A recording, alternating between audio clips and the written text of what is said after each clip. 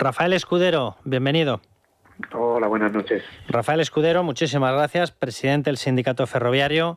La primera pregunta, con todo el conocimiento que tienen ustedes de esta zona, de este trazado, de la vía, de la actuación ferroviaria, ¿qué ha pasado? ¿Qué vamos a poder saber? ¿Qué no vamos a saber?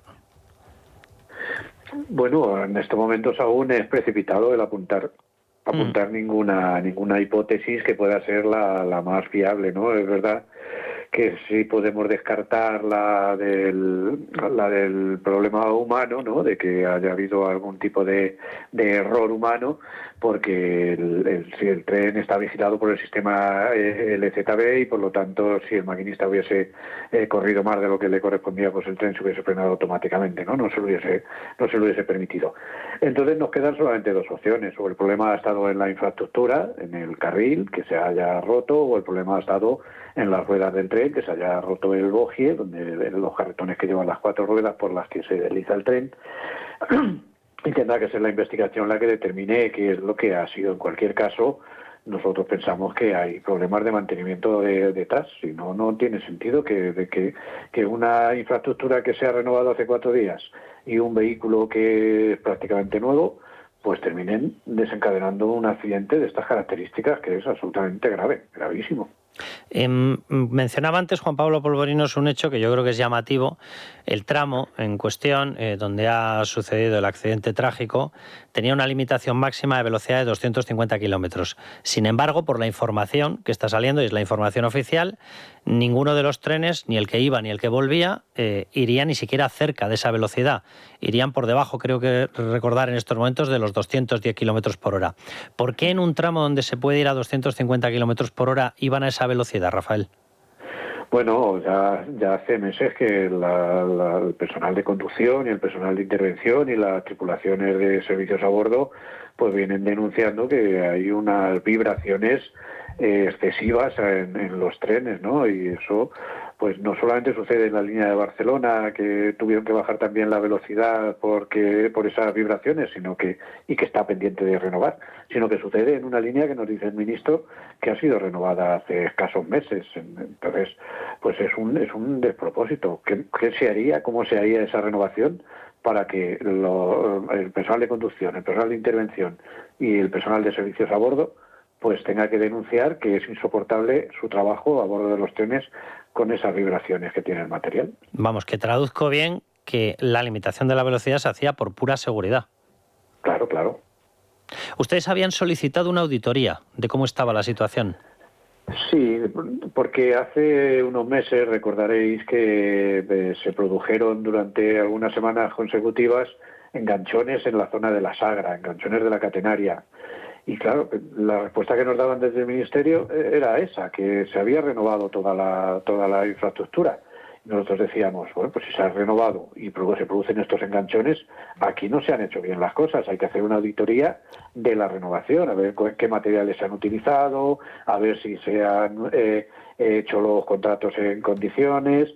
Y claro, lo que sucedió ayer nos vuelve a ratificar en esa necesidad de hacer la auditoría para ver si las cosas se han hecho bien o no se han hecho bien. Porque no tiene sentido que una infraestructura recién renovada pues ocasione un accidente como este.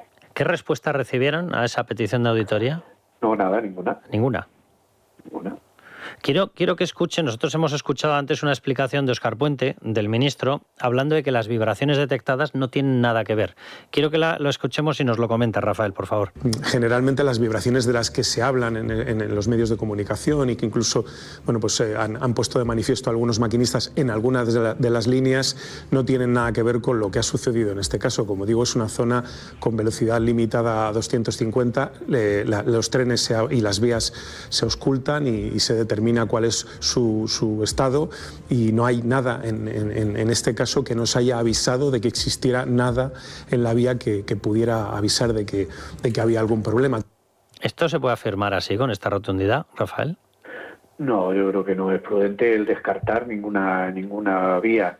O sea, el que esas vibraciones se estén produciendo en los trenes, lo que está haciendo es generando una fatiga tanto en las ruedas de los trenes como en el propio carril. Entonces no sabemos si al final está detrás de la rotura, de la posible rotura del carril, esas vibraciones de un día y de otro día. que se acumulan y que pueden terminar generando esa rotura. Entonces no es prudente el descartar ninguna opción.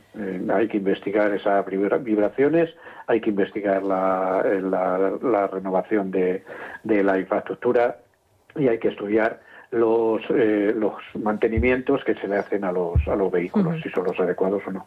Don Rafael, lo que es un hecho es que las vibraciones han existido en estos meses porque lo han denunciado los usuarios, porque lo han denunciado los trabajadores, pero tengo entendido, y corríjame si me equivoco, que hay alguna compañera, alguna trabajadora que incluso ha tenido algún percance porque a lo largo de estos meses se le han incluso caído cosas encima precisamente por esas vibraciones.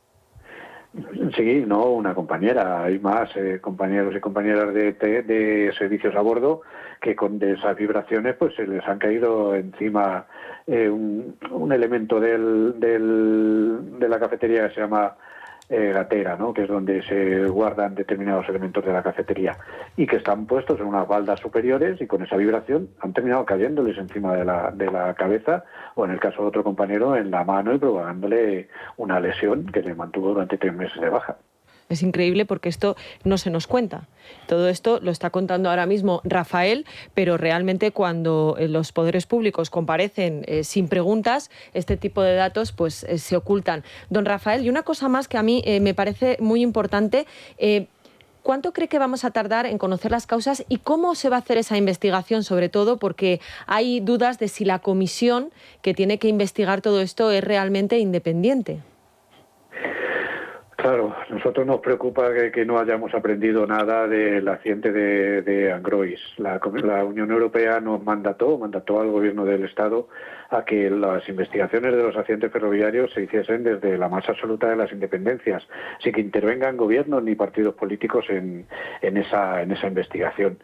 Y muchos nos tememos de que al final pues la CIAF no es esa organización independiente que plantea la Unión Europea y que vayamos a coger el mismo camino que se cogió con Angrois, con el accidente de Angrois, y le vayan a hacer sufrir a las víctimas pues el mismo calvario que han estado sufriendo la plataforma de víctimas del Albia durante tantos años. Rafael, todo lo que usted nos está contando en estos momentos, que sobreentiendo que la gente que lo está escuchando, familias de las víctimas y demás, estará quedándose literalmente a cuadros. Y no es que no ponga en absoluto en duda lo que usted nos está contando, al revés, le doy plenísima credibilidad, lo digo por la gravedad de lo que estamos diciendo.